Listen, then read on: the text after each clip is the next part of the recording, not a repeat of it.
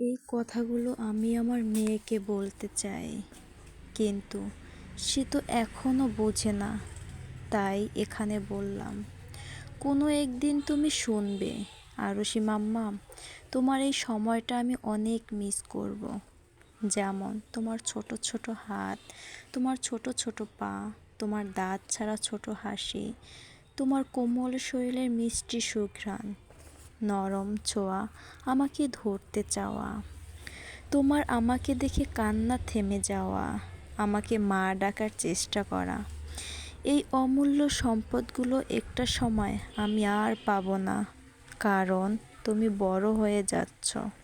তোমার এই অবুঝ খুনসুটি বাচ্চা মেয়ে আমি অনেক মিস করব। একটা সময় চাইলেও তোমাকে আমি কোলে নিতে পারবো না, বুকে নিয়ে ঘুম পাড়িয়ে দিতে পারবো না।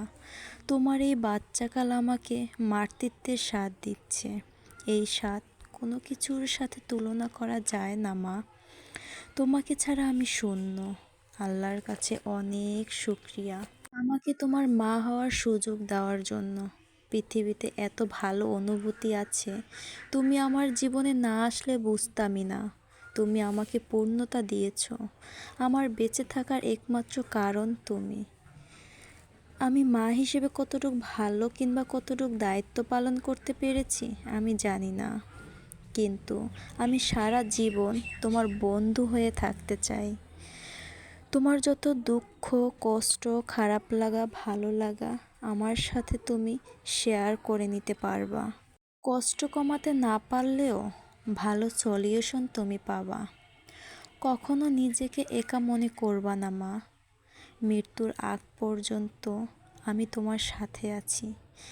জানি না এই পৃথিবীতে কতদিন বাঁচব, তাই তুমি বড় হয়ে মায়ের অনুভূতিগুলো বলে গেলাম।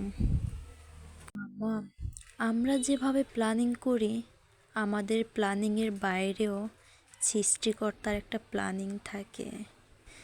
তাই চাইলেও আমরা সব কিছু বদলাতে পারি না। তবে তোমার জন্য সব সময় দোয়া, ভালোবাসা সব সময়ের জন্য থাকবে।